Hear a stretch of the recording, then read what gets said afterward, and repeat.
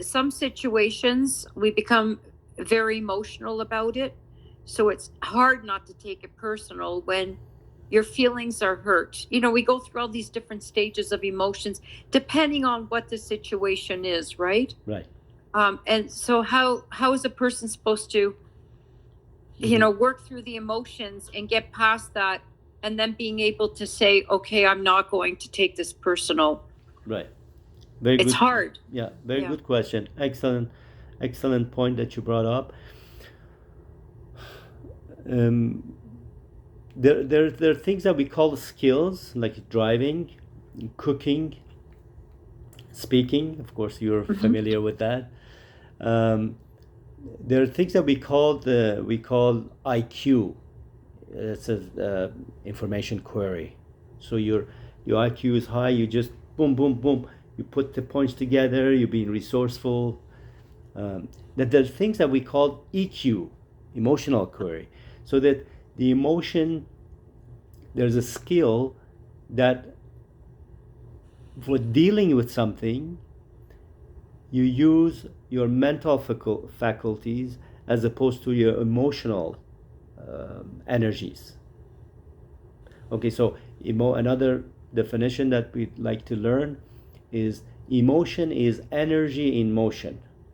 Okay, emotion is energy in motion.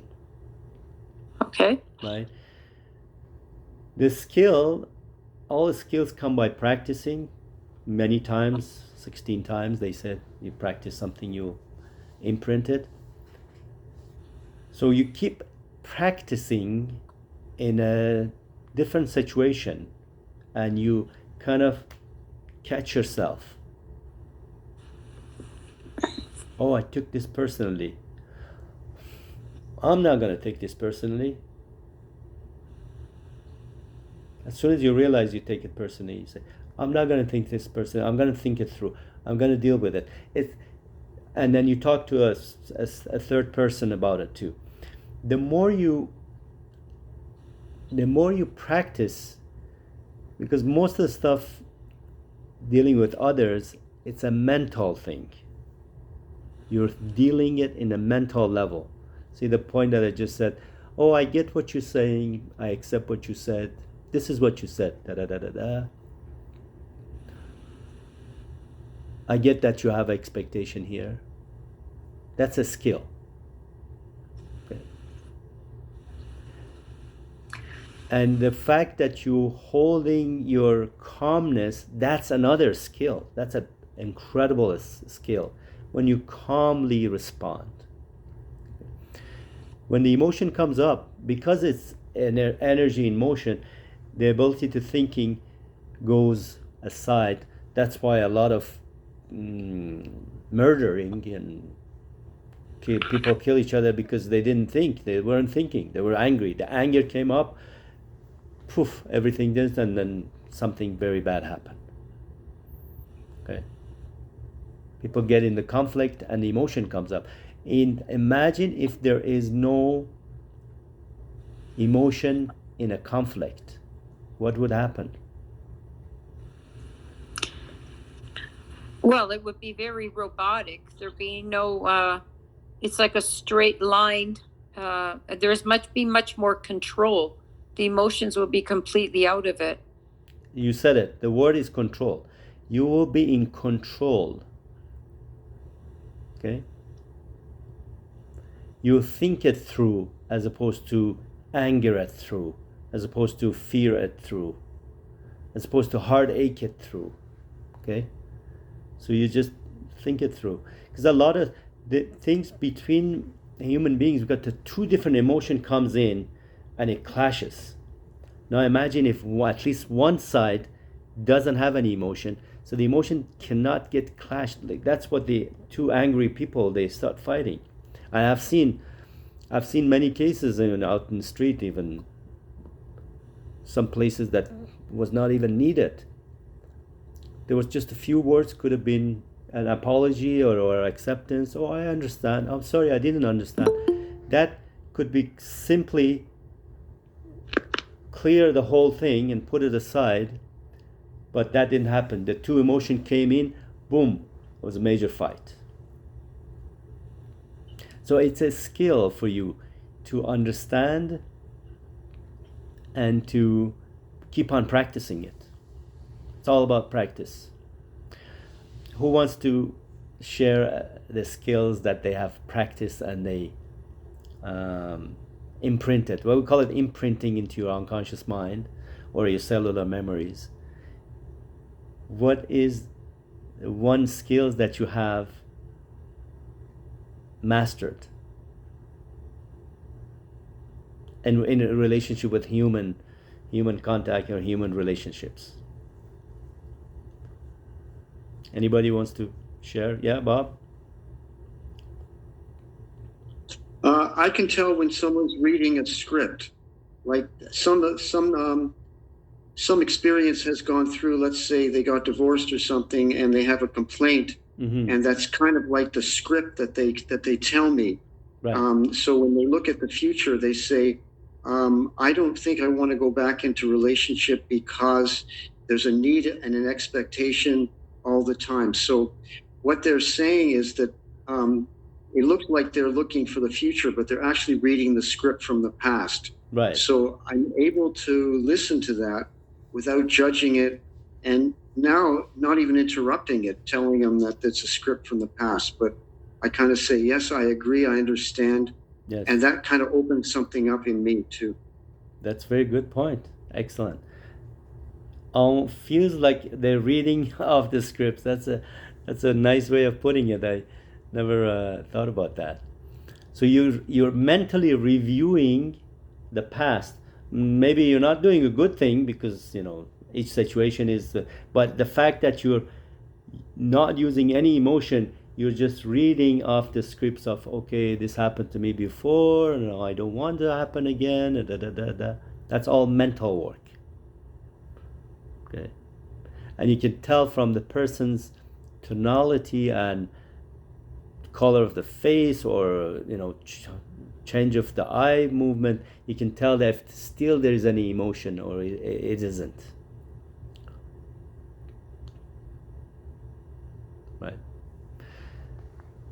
Self-inquiry is the key. Mastering self-inquiry is the highest skills that you could ever learn. Self-inquiry, one of the highest skill is communication, and self-inquiry is communicating with yourself. So that's like the highest. So when you're talking about, why am I feeling like this? Can this be any different? Is there something that I did not see in here before? There's something that I haven't noticed. The minute that you in self-inquiry, like asking yourself, things that keep open. In Sufism, we have three different levels of egos. The ego that we know as the ego, which is me, and then me. The other one is it's called the a reminder ego, the ego that reminds you, okay, you've done something bad, watch out. We call the angels too. The angels kind of remind you, okay, watch out. Here is, let's rethink that. And the third one is the total connectivity to the higher self, which we call the trust, total trust, which is the absence of judging, comparing, and wanting. So these are the three levels. In the second level, self-inquiry comes in the highest tool, and you keep learning and mastering self-inquiry.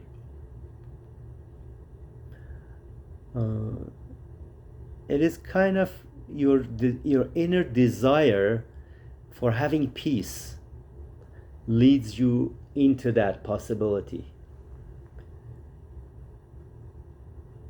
Now think about this question. If you were to, from 1 to 10, if you were to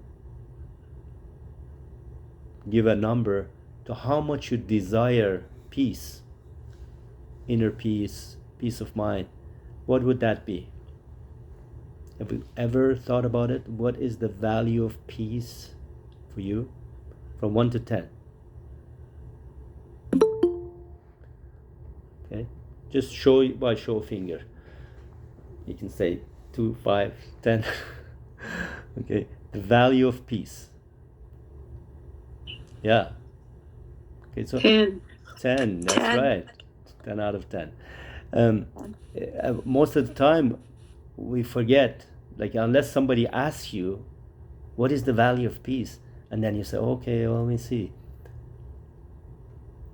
And on a daily routine of life, these values, they don't project themselves unless they're really, really deeply embedded.